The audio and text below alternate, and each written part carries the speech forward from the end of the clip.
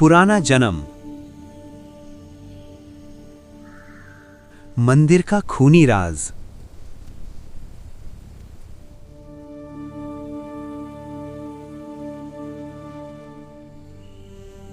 रात का समय है। जंगल के बीच प्राचीन मंदिर में जय, नाग और नयनतारा नागिन शादी करने वाले होते हैं।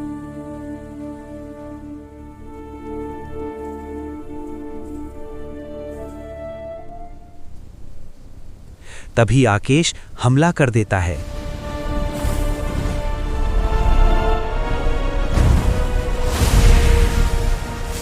तीनों के बीच भयानक लड़ाई होती है।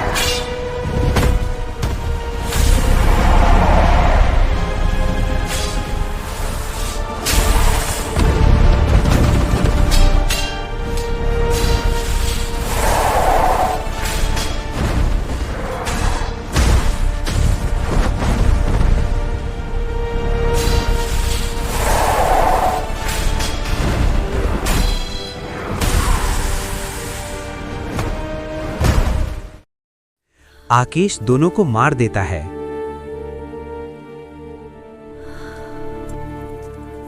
मरने से पहले नयनतारा कसम खाती है।